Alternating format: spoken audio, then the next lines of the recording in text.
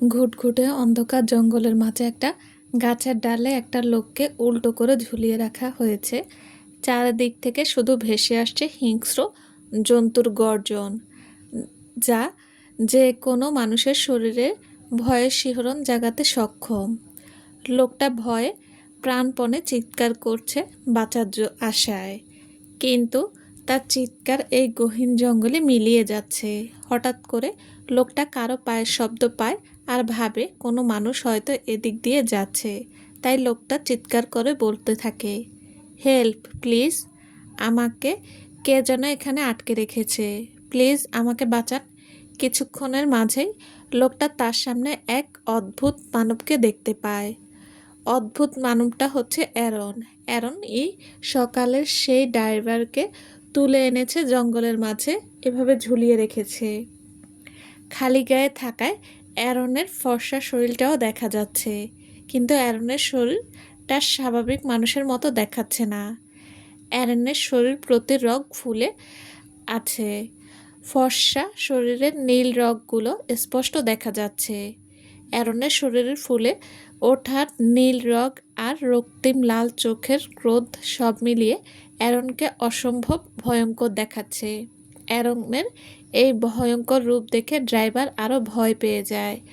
Driver উল্টো থাকা অবস্থায় নিজেকে ছাড়ানোর চেষ্টা করতে থাকে আর বলে, আপনি কে? আমাকে যেতে দিন প্লিজ। অ্যারন ঘাড়টা হালকা বাঁকা করে লোকটার দিকটার একদম কাছে আসে আর ক্রোধে মিশ্রিত কণ্ঠে হিসিয়ে বলে, এখানে থেকে যেতে চাস কেন বলতো? তোকে কি আমি কিছু করেছি, নাকি এভাবে থাকতে তোর কষ্ট হচ্ছে, কোনটা?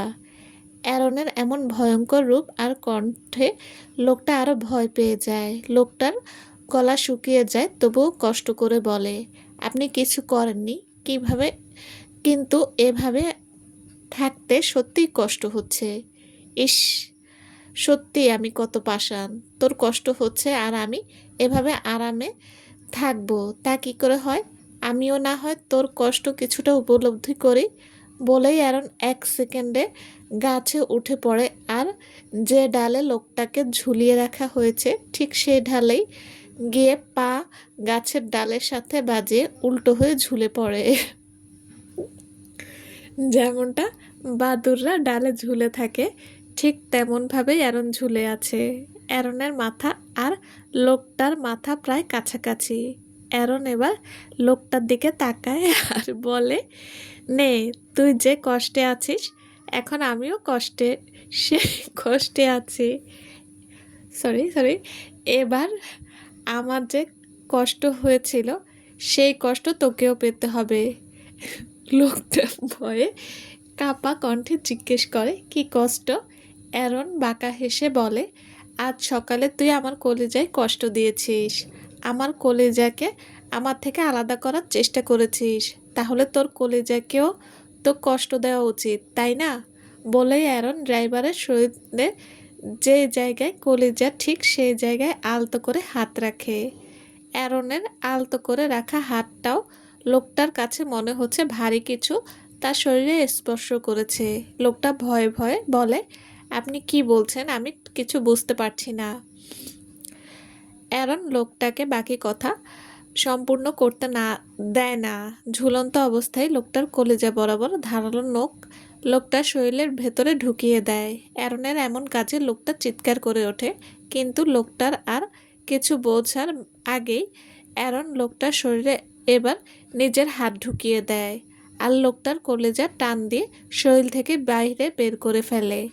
লোকটা সহ্য করতে পারে না, ছটফট করতে করতে মারা যায়। আর অ্যারন কলিজাটা বের করে এপিট ওপিট দেখতে থাকে। রক্তের গন্ধে অ্যারনের নাকে আসতে অ্যারন রক্তের নেশায় পাগল হয়ে যায়। অ্যারন কলিজাটার রক্ত প্রথমে জুস খাওয়ার মতো করে শুষে নেয়, তারপর ঝুলে থাকা অবস্থায় লোকটার ঘাড়ে নিজের সূচালো দাঁত বসিয়ে দেয় আর রক্ত শুষে নেয়। অ্যারন নিজের পিপাসা মিটিয়ে গাছ থেকে নেমে আসে আর নিজেকে এর স্বাভাবিক রূপে ফিরে আসে। অ্যারনের নগ্ন গায়ে লোকটার রক্ত লেগে আছে। অ্যারন নিজের শরীরে রক্তের দিকে তাকিয়ে বাঁকা হেসে বলল, আমার প্রিন্সের যে ক্ষতি করার চেষ্টা করবে তাকে ভয়ঙ্কর শাস্তি পেতে হবে। অ্যারন ঘাড় বাঁকা করে আবার লোকটার দিকে তাকায় আর বলে, তোর ভাগ্য ভালো যে তোকে এত সহজে শাস্তি দিয়েছি। আমার মনে তোর জন্য দয়া হলো যে তখন তুই নিজের হুঁশে ছিলি না, তাই না? বুঝে এমন করেছিলি। আর প্রিন্সেস এরও তেমন ক্ষতি হয়নি, তাই তো তোকে অল্প শাস্তি দিলাম। বলেই অ্যারন আর এক মুহূর্ত সময় নষ্ট না করে হাওয়ার বেগে জঙ্গলের নদীর পাড়ে আসে। অ্যারন ধীরে ধীরে নদীর পানির দিকে এগিয়ে যায়। বুক পর্যন্ত পানির স্তর আসার পর অ্যারন থেমে যায় আর পানিতে ডুব দেয়। এভাবে 10 মিনিট পানির নিচে থাকার পর অ্যারন পানির থেকে নিজের মাথাটা তোলে। অ্যারন মূলত নিজের গায়ের রক্ত পরিষ্কার করতেই নদীতে এসেছে। নিজেকে পরিষ্কার করে অ্যারন নদীর পাড়ে থেকে উঠে আসে। আবার সে হাওয়ার বেগে জঙ্গলের মাঝে মিলিয়ে যায়। অন্যদিকে শেষ রাতের দিকে অনুর জ্বর নেমে যায়। তা দেখে অনুর বাবা অনুর মাকে বলে, অনুর আর এখন জ্বর নেই, তুমি এখন একটু রেস্ট নাও আর অনুকেও ঘুমাক। আমি ঠিক আছি, তুমি গিয়ে ঘুমিয়ে পড়ো, কাল তোমার অফিসও আছে। তোমাকে না নিয়ে আমি কোথাও যাচ্ছি না। সারাটা রাত তুমি অনুর খেয়াল রেখেছো, এখন যদি তুমি অসুস্থ হয়ে পড়ো তাহলে অনুকে কে দেখবে? এবার একটু রেস্ট নাও। অনুর মাও এবার অনুর বাবার কথাই মেনে নেয়। অনুর বাবা মা অনুর রুম থেকে বেরিয়ে নিজের রুমে চলে যায়। অনুর বাবা মা যেতেই ব্যালকনি থেকে একটা বাদুড় অনুর রুমে ঢুকে পড়ে। বাদুড়টা মুহূর্তে অ্যারন হয়ে যায়। এতক্ষণ অ্যারন ব্যালকনিতে বাদুড় হয়ে লুকিয়েছিল আর অনুর বাবা মা সব কথা অ্যারন শুনেছে। অ্যারন এখনও নগ্ন গায়ে আছে। নদী থেকে অ্যারন সরাসরি অনুর বাসায় এসেছে। এ কারণে অ্যারনের পরনের প্যান্ট ও খানিকটা ভেজা। এখনও অ্যারনের নগ্ন বুকে বিন্দু বিন্দু জলকণা রয়েছে। অ্যারন অনুর বিছানায় ঠিক অনুর মাথার কাছে গিয়ে বসে আর ঝুঁকে অনুর কপালে নিজের শীতল ঠোঁটে পরশ দেয়। অ্যারনের শীতল ঠোঁটের স্পর্শে অনু খানিকটা নড়ে ওঠে, কিন্তু অনুর ঘুম ভাঙে না। এমনিতেও অনুর ঘুম একটু বেশিই গাঢ়। তার মধ্যে আজ অনুর শরীরটাও ভালো নেই, তাই অনু একটু নড়াচড়া করে আবার ঘুমিয়ে পড়ে। অনুর এ কাণ্ড দেখে অ্যারন মুচকি হাসে। আসলে অ্যারন অনুর কপালে ঠোঁট ছুঁয়ে অনুর জ্বর আছে কিনা সেটা দেখেছে। একই সাথে অনুকে আদর করার ইচ্ছেটাও পূরণ করেছে। অনুর এমন ঘুম কাতরতা দেখে অ্যারন মুচকি হেসে অনুর কানের কাছে নিজের মুখ নিয়ে ফিসফিসিয়ে বলে, প্রিন্সেস, তুমি তো দেখি বড্ড ঘুম পাগলি। আগে তো এমন ছিলে না। তোমার ঘুমের সুযোগে যদি কাছে যাওয়ার চেষ্টা করতাম তা তুমি ঘুমের মাঝেই ধরে ফেলতে আর নিজেকে আমার থেকে সরিয়ে নিতে। কিন্তু এখন ভালোই হয়েছে, তোমার এই ঘুমের সুযোগে তোমার কাছে আসতে পারবো আর মাঝে মধ্যে আদরও করতে পারবো। অ্যারন অনুর মাথার কাছে থেকে উঠে অনুর পায়ের কাছে গিয়ে বসে। অ্যারন নিজের ভেজা প্যান্টের থেকে একজোড়া নূপুর বের করে। অ্যারনের কাছে তার প্রেয়সীর শেষ স্মৃতি হিসেবে এই একজোড়া নূপুরই ছিল, যা সে নিজের অতীতে ভুলে যাওয়ার পর ও আগলে রেখেছে। সব কিছু ভুলে যাওয়া সত্ত্বেও অ্যারন এক অজানা টানে নূপুর জোড়া আগলে রাখত।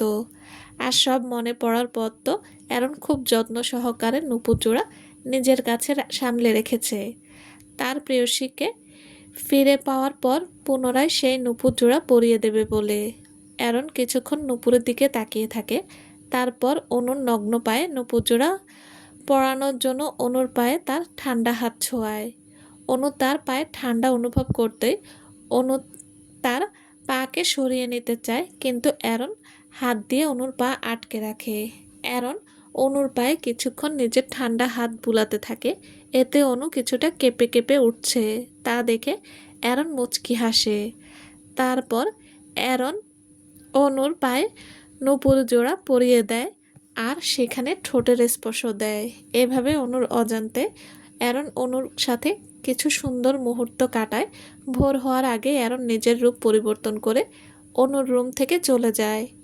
সকালে অনুর ঘুম থেকে উঠতে কিছুটা দেরি হয়ে যায়। অনু বিছানা থেকে নামার সময় পায়ের থেকে নূপুরের শব্দ পায়।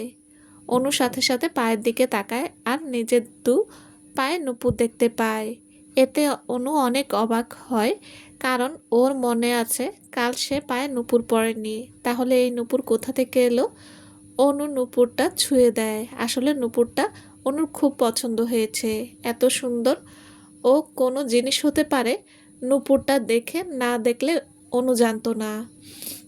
অনুর এসব চিন্তা ভাবনার মাঝে অনুর মা রুমে ঢোকে আর অনুকে দেখে জিজ্ঞেস করে, এখন শরীর কেমন লাগছে রে মা? খিদে পেয়েছে? মা, আমি ঠিক আছি, তুমি এত ব্যস্ত হইও না। কিন্তু আমার কি হয়েছে লো? কাল রাতে তোর জ্বর এসেছিল, কিন্তু তুই বুঝবি কি করে? তুই তো মনে হয় নিজের জ্ঞানে ছিলি না। যাই হোক, তুই ফ্রেশ হয়ে নে, আমি তোর জন্য খাবার আনছি। আরে, তোমার আনতে হবে না মা, আমি আসছি। ঠিক আছে, আয়। বলে অনুর মা কিচেনে চলে যায়। হুট করে অনু বিছানার দিকে তাকায় আর বিছানার বালিশের পাশে চাদর কিছু অংশ ভেজা ভেজা দেখতে পায়। আসলে সে জায়গা ভেজা কিনা তা দেখার জন্য অনু সেখানে হাত ছোঁয়ায়। চাদরটা ভেজা দেখে অনু ভাবতে থাকে, আরে এখানে ভিজলো কি করে? কালকেও তো ঠিক ছিল, আজ আমার সাথে কি হচ্ছে এসব? এসব চিন্তার মাঝেই অনুর নজর বিছানার পাশে থাকা ছোট্ট টেবিলের দিকে যায়। টেবিলের উপর বাটিতে পানি আর কাপড় রাখা। বাটি দেখে অনু ভেবে নেয় কালকে অনুকে জলপট্টি দেওয়ার সময় হয়তো বা অনুর মার কাছ থেকে অসাবধানতা বশত বিছানায় পানি পড়ে যায় আর জায়গাটা ভিজে যায়। এমন সময় অনুর ফোনটা বেজে ওঠে। অনু এসব চিন্তা ভাবনা বাদ দিয়ে ফোন ধরে। হ্যালো, কে বলছেন? জি, আপনি কি মিস অনন্যা অনু? জি, বলুন। আপনি 2 দিন আগে আমাদের অফিসে ইন্টারভিউ দিয়েছিলেন ম্যাম। আমরা আপনাকে কনফার্ম করতে চাই যে আপনি জবের জন্য সিলেক্টেড, আর আজই আপনাকে অফিসে জয়েন করার জন্য অনুরোধ করা হলো। অনু খুশি হয়ে জবাব দেয়, জি, অনেক অনেক ধন্যবাদ আপনাকে। কখন আসতে হবে? আপনার অফিস টাইম দুপুর 1টা থেকে সন্ধ্যা 7টা পর্যন্ত। তাই দুপুর 1টার দিকে অফিসে আসলেই হবে। সকালে স্যারের অন্য জায়গায় কাজ থাকে। ঠিক আছে, বলার সাথে সাথে ওপাশ থেকে ফোন কেটে দেয়। ফোনটা রেখে অনু খুশিতে লাফাতে থাকে। এত কতক্ষণ এতদিন চেষ্টা করার পর অবশেষে আজ অনু সফল হলো। অনু তার মাকে জানানোর জন্য যাবে অমনি তখন আবার অনুর মনে হলো, এখন যদি এই অবস্থায় পরিষ্কার না হয়ে মার কাছে যাই তাহলে মা নিশ্চয়ই বকা দেবে। তার থেকে ভালো একেবারে শাওয়ারটা নিয়ে মার কাছে গিয়ে খুশির সংবাদটা বলবো। এসব চিন্তা ভাবনা করে অনু শাওয়ার নিতে চলে যায়। অনুর মা কিচেনে কাজ করছে, এমন সময় মেইন দরজায় কেউ নক করে। দরজার শব্দ শুনতে পেয়ে অনুর মা হাত মুছতে মুছতে কিচেন থেকে দরজার দিকে এগিয়ে যায় আর দরজা খুলে দেয়। দরজা খুলতেই অনুর মা অ্যারনকে দেখতে পায়। অ্যারনকে দেখে অনুর মা অবাক হয়ে জিজ্ঞেস করে, আরে স্যার আপনি? আসুন আসুন, ভেতরে আসুন প্লিজ। আন্টি প্লিজ আমাকে স্যার বলবেন না, আমাকে অ্যারন বলে ডাকবেন প্লিজ। আমি এত বয়স্ক কেউ না, তাই তুমি করে ডাকবেন প্লিজ। অ্যারনের এমন ভদ্র ব্যবহারে অনুর মা অনেক মুগ্ধ হয়ে যায়। অনুর মা বলে, আসো বাবা, ভেতরে আসো। কোনো দরকার ছিল বাবা? অ্যারন ভেতরে ঢুকতে ঢুকতে জবাব দেয়, আসলে আন্টি একটা কাজে এদিক দিয়েই যাচ্ছিলাম, তাই ভাবলাম অনুর খোঁজ নিয়ে যাই। এসো, ভালো করেছো, আসো বসো। বলেই অনুর মা অ্যারনকে ভেতরে এনে সোফায় বসতে বলে। তারপর কিচেনে চলে যায় অ্যারনের জন্য নাস্তা আনতে। অ্যারনও সোফায় বসে। অ্যারন সময় কাটানোর জন্য সামনে থাকা পত্রিকা নিয়ে তাতে চোখ বুলাতে থাকে। অন্যদিকে অনু মাত্র শাওয়ার নিয়ে বেরিয়েছে। অনুর পরনে এখন শুধুমাত্র একটা সাদা টাওয়াল, যা অনুর বুকের উপর থেকে হাঁটু পর্যন্ত ঢেকে রেখেছে। অনু খুশিতে কেন জানি আর নিজেকে ঠিক রাখতে পারছে না। অনুর পিঠের ভেতরে মোচড় দিচ্ছে, সরি, অনুর পেটের ভেতরে মোচড় দিচ্ছে। অনু মনে হচ্ছে তার মাকে খবরটা না বলতে পারলে এই পেট ফেটে যাবে। তাই অনু জামা কাপড় চেঞ্জ না করেই ওই টাওয়াল পরা অবস্থায় কিচেনের দিকে চলে যায়। অনু জানে এই সময় অনুর বাবা অফিসে থাকে, তাই এখন মা আর ও ছাড়া বাসায় কেউ নেই। তাই অনু ভেবেছে এমন এখন সময় এমন অবস্থায় গেলে ও কিছু হবে না। ও আর ওর মা তো দুজনেই মেয়ে, তাই মা অনুকে এমন অবস্থায় দেখলেই বা কী হবে।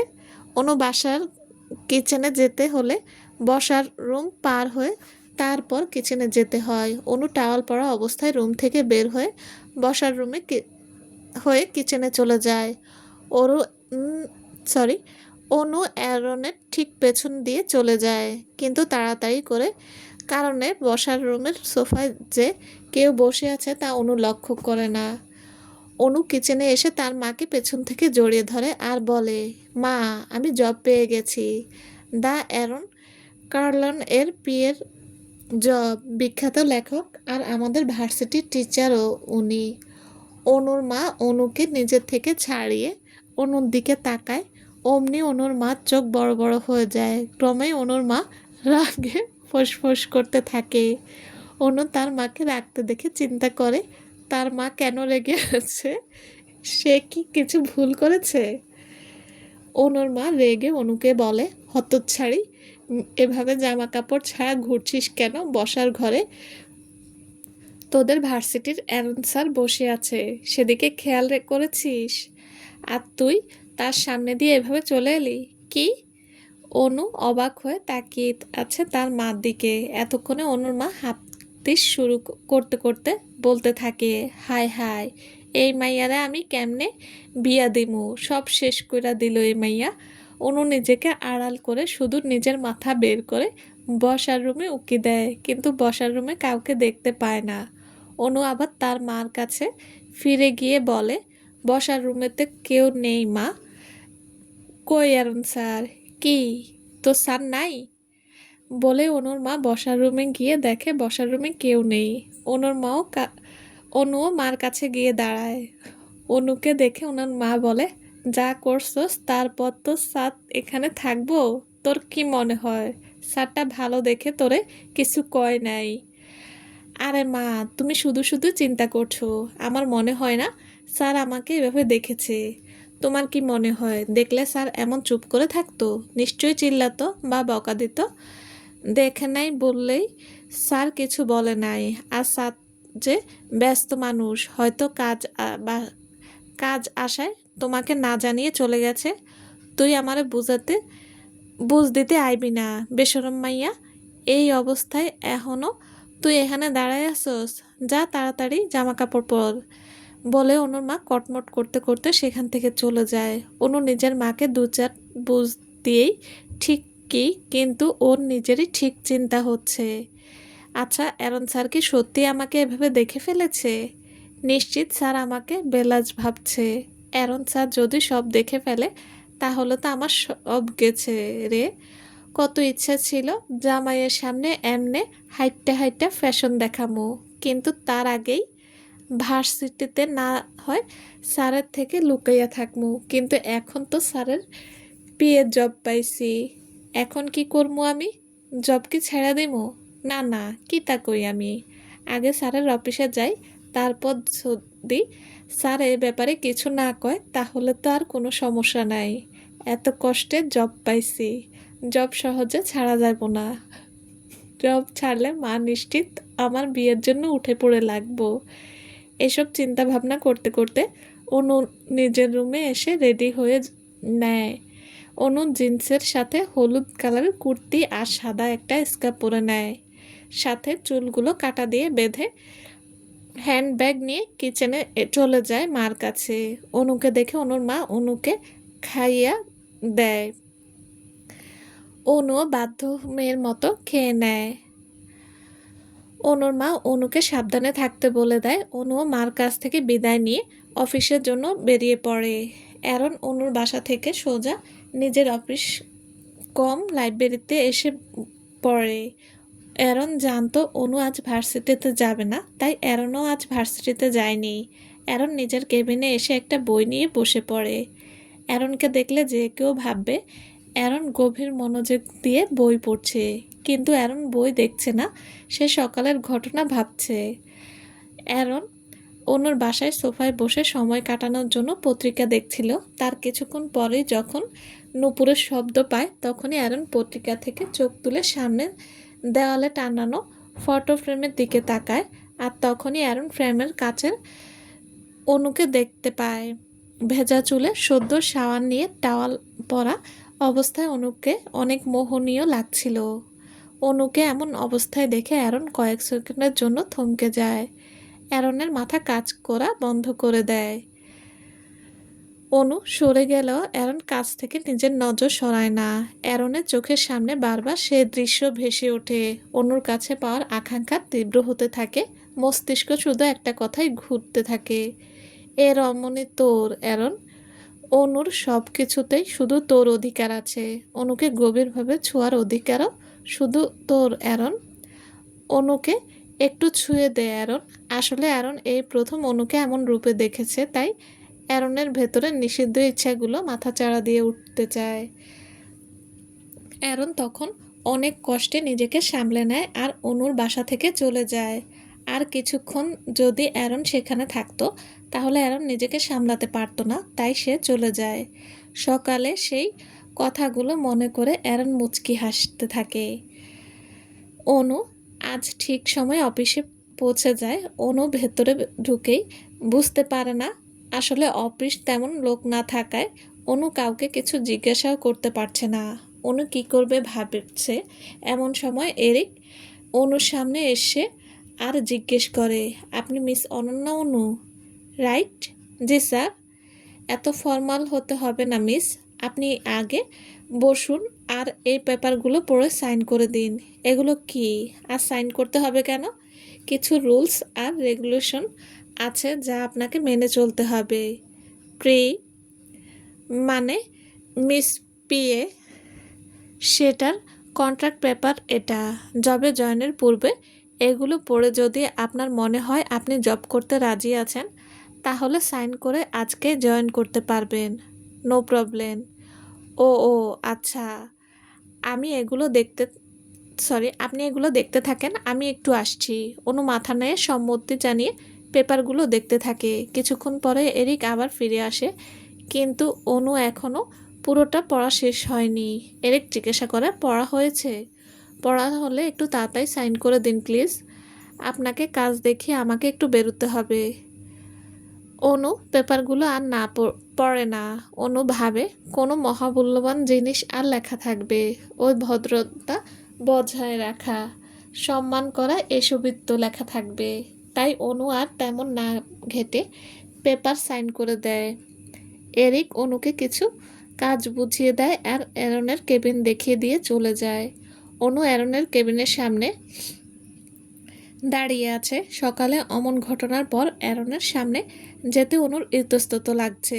খানিকক্ষণ দাঁড়িয়ে দাঁড়িয়ে চিন্তা ভাবনা করে অনু নিজের মনে সাহস জুগিয়ে নেয় আর ভেতরে যাওয়ার সিদ্ধান্ত নেয়। অনু কেবিনের দরজায় নক করে আর বলে, may I come in sir? Yes you can. অ্যারনের অনুমতি পেয়ে অনু ভেতরে ঢুকে পড়ে। অনু ভেতরে ঢুকে দেখে অ্যারন চেয়ারে বসে মনোযোগ দিয়ে বই পড়ছে, কিন্তু চেয়ারটা পেছনের দিকে ঘোরানো থাকায় অনু এখনও অ্যারনকে দেখতে পায়নি। অনু নিজের সব জড়তা কাটিয়ে বলে, হ্যালো স্যার, আমি অনন্যা অনু, আপনার। অনুর কথা সম্পূর্ণ করতে না দিয়ে অ্যারন সামনের দিকে ঘুরে বলে, আমার নতুন পিএ, রাইট? অ্যারনকে দেখে অনু অবাক হয়ে তাকিয়ে থাকে আর মনে মনে ভাবে, ইনি তো কালকে সেই লোকটা যিনি আমাকে বাঁচিয়েছেন। ইনি এখানে কি করছেন? আমি কি ভুল জায়গায় আসলাম? অনুর মনের কথা অ্যারন ঠিকই শুনতে পায়। অ্যারনের মুখভঙ্গি গম্ভীর রেখে অনুকে বলে, তুমি ঠিক জায়গায় এসেছো মিস অনু। এসব ফালতু পরিচয় পর্ব বাদ দিয়ে কাজ শুরু করলে খুশি হব।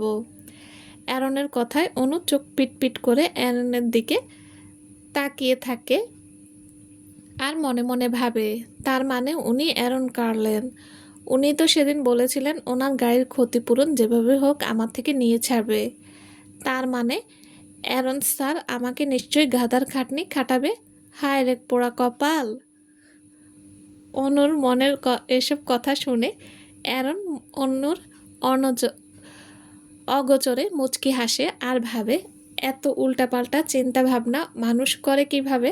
অ্যারন পুনরায় নিজের গাম্ভীর্য ভাব বজায় রেখে পুরুষালী কণ্ঠে বলে, মিস অনু, কোথায় হারিয়ে যাও তুমি?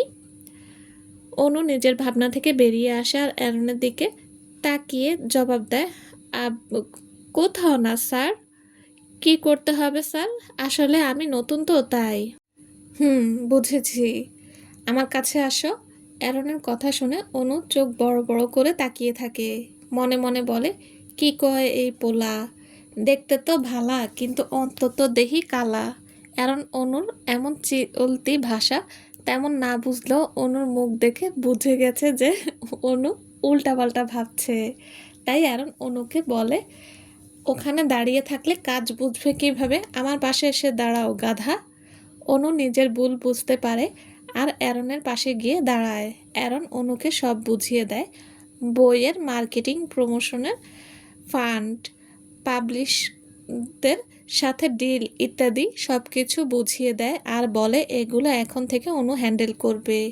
অনু সব কিছু বুঝিয়ে নিয়ে টেবিলের উপর থেকে ফাইলগুলো তুলে নেয়। অনু অ্যারনকে জিজ্ঞাসা করে, স্যার আমার ডেস্ক কোথায়? তুমি আমার পিএ, এ তাই আমার কেবিন থেকেই কাজ করবে। সামনের সোফায় গিয়ে বসো। I sorry and don't call me sir, call me Aaron. Anu আর কিছু না বলে সোফায় গিয়ে এগিয়ে যেতে লাগে। ঠিক তখনই পেছন থেকে অ্যারন দুষ্টু হেসে বলে ওঠে, বাই দ্য ওয়ে মিস অনু, খাওয়া দাওয়া একটু ঠিক মতো করবে। এত হ্যাংলা পাতলা থাকলে তো পরে তোমাকে অসুবিধায় পড়তে হবে। অ্যারনের কথায় অনু দাঁড়িয়ে যায় আর অ্যারনের দিকে প্রশ্নসূচক চোখে তাকায়। তা দেখে অ্যারন বাঁকা শীর্ষে নেশালো কণ্ঠে বলে, যদিও বা তোমার জ্ঞান ছিল না, তাই হয়তো জানো না সেদিন রাতে আমি তোমাকে বাসায় পৌঁছে দিয়েছিলাম। যেহেতু তোমার জ্ঞান ছিল না, তাই তুমি নিশ্চয়ই হেঁটে হেঁটে যাওনি, তাই না? আমি তোমাকে কোলে করে বাসায় পৌঁছে দিয়েছিলাম, তাই তোমার ওজন কেমন তা ভালো করেই জানি। অ্যারনের এমন বেফাঁস কথা শোনার সাথে সাথে অনু দ্রুত গিয়ে সোফায় ফাইল নিয়ে বসে পড়ে। আসলে অনু নিজের অস্বস্তি, লজ্জা কিছুই অ্যারনের সামনে দেখাতে চাচ্ছে না, তাই কাজের ভান ধরে। অনুর লজ্জা লাগছে যে ও অ্যারনের কোলে ছিল। অ্যারন না জানি কি ভাবছে ওকে নিয়ে। পরক্ষণে অনু এসব চিন্তাভাবনা দূরে সরিয়ে কাজে মন দেয়। অনুর প্রত্যেকটা কাজ অ্যারন লক্ষ্য করছে। অ্যারন ঠিকই বুঝতে পেরেছে যে অনু লজ্জা পেয়েছে। এসব দেখে অ্যারন বাঁকা হেসে মনে মনে বলে, এখনও তো তেমন কিছুই করিনি, তাতেই এত লজ্জা? সামনে তো আরও অনেক কিছুই হবে, তখন কি করবে বেবি? চলবে। আসসালামু আলাইকুম। গল্পটা কেমন লেগেছে প্লিজ প্লিজ জানাবেন। আর হ্যাঁ, লাইক কমেন্ট করতে ভুলবেন না। আর যারা এখন আমার চ্যানেল সাবস্ক্রাইব করেনি তাদের বলছি, প্লিজ অনুরোধ করছি, চ্যানেলটা সাবস্ক্রাইব করে পাশে থাকবেন। সবাই ভালো থাকবেন। আল্লাহ হাফেজ।